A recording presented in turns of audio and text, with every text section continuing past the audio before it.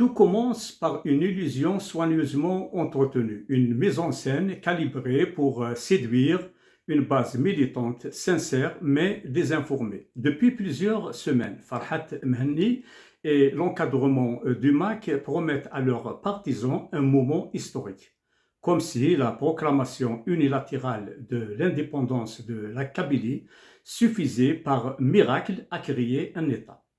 Ils vendent des mirages, ils répètent avec assurance calculée qu'il suffit d'annoncer l'indépendance et d'obtenir une reconnaissance hypothétique de quelques pays tels que les Émirats arabes unis, le Maroc, Israël, voire même la France, pour que le dossier kabyle entre directement à l'ONU comme question de décolonisation. Cette histoire répétée en boucle a l'apparence du sérieux, mais elle n'est qu'un grand mensonge. Une manipulation grossière maquillée en stratégie politique. La réalité, la vraie, celle que rappellent toutes les règles du droit international public, est à des années-lumière de ce récit fabriqué. Une proclamation d'indépendance lancée depuis l'étranger sans mandat populaire, sans référendum, sans ancrage constitutionnel, n'a strictement aucune valeur juridique. Le principe fondamental qui gouverne les relations entre États est limpide. Il s'appelle l'intégrité territoriale. La Charte des Nations Unies le proclame sans ambiguïté. Le monde n'accepte pas qu'un groupe politique, aussi bruyant soit-il, redessine les frontières d'un pays souverain par simple déclaration. La sécession n'est pas un droit automatique. C'est une exception rarissime réservée au cas de décolonisation ou de violation massive, continue et systématique des droits fondamentaux d'un peuple. Rien de tel n'existe en Algérie, un pays indépendant reconnu sur la scène internationale dont la souveraineté territoriale n'est contestée par aucune institution. Pour comprendre à quel point la démarche du MAC est juridiquement vide, il suffit de rappeler un principe capital. Ce principe s'appelle l'uti possidetis juris, un principe qui n'est pas une simple notion théorique, mais la colonne vertébrale des frontières africaines. Né du contexte latino-américain, puis réaffirmé par la Cour internationale de justice en 1986 dans l'affaire Burkina Faso-Mali, ce principe d'uti possidetis juris a pour fonction de figer les frontières héritées au moment de l'accession à l'indépendance.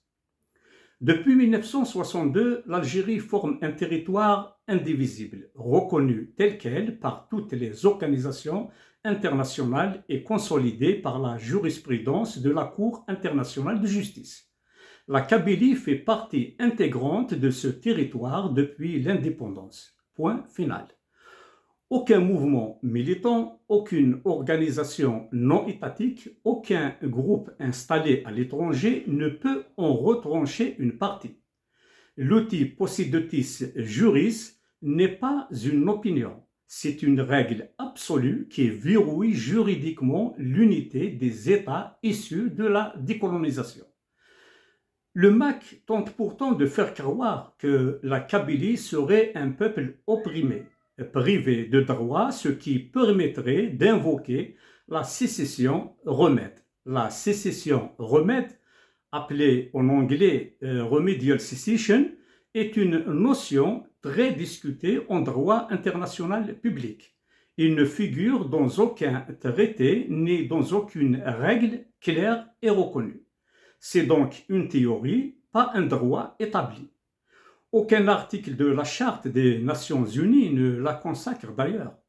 Dans l'avis sur le Kosovo, en 2010, la Cour internationale de justice a évité de reconnaître un droit à la sécession remède. Elle a même rappelé que le principe de l'intégrité territoriale s'impose avant tout aux États. Dans le cas du Kosovo, où l'on a vu des violations extrêmes en 1998, en Bangladesh en 1971, en Érythrée en 1993, la jurisprudence internationale a évité d'évoquer le principe très discutable de la sécession remettent.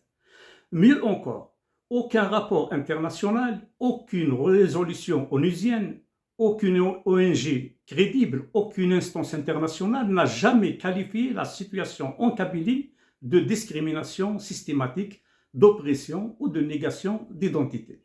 Les citoyens kabyles participent à la vie politique du pays, élisent leurs représentants, s'expriment dans l'espace culturel et médiatique et exercent leurs droits civiques comme tous les Algériens. Certes, l'opposition algérienne relève des atteintes à la liberté d'expression, des difficultés d'accès aux champs médiatiques, des rétrécissements des champs d'action politique pour l'opposition, un recours abusif au mandat de dépôt, la non-constitutionnalité de l'article 87 bis du Code pénal, jugé par des militants des droits de l'homme comme liberticide.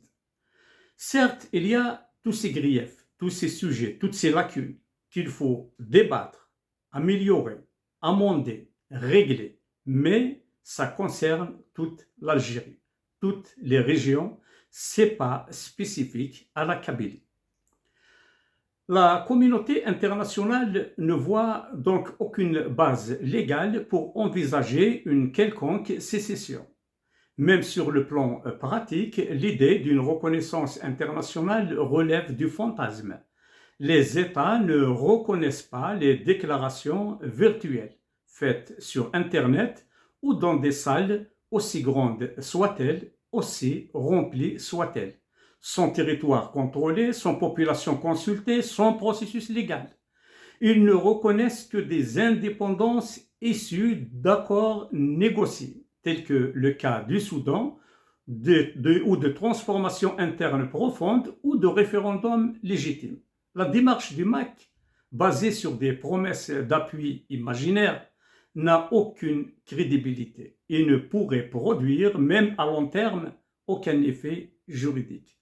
L'ONU n'inscrit aucun dossier de décolonisation sur simple demande d'un petit groupe politique. Il n'examine que des situations coloniales reconnues ou des cas de négation massive des droits humains.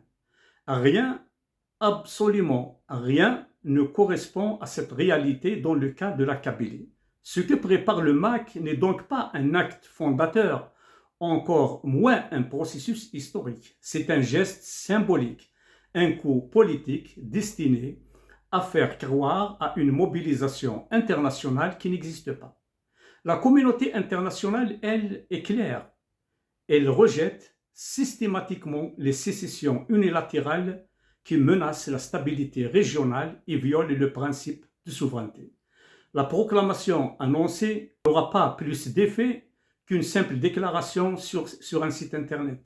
Aucun État, aucune organisation internationale, aucune institution sérieuse n'y accordera un crédit.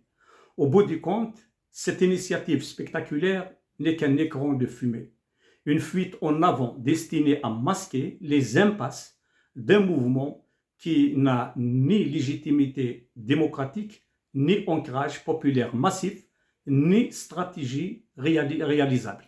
La démarche du MAC n'est pas un chemin vers l'indépendance. C'est une opération de communication, une opération qui fait croire à une victoire imminente alors qu'elle n'a en vérité aucune portée juridique, aucune base internationale et aucune chance de remettre en cause les frontières consacrées par l'outil Possidetis Juris. Le 14 décembre, il n'y aura pas de moment historique. Il y aura seulement l'aboutissement d'une manipulation orchestrée, vendue comme un rêve, mais construite sur du vent. Au revoir.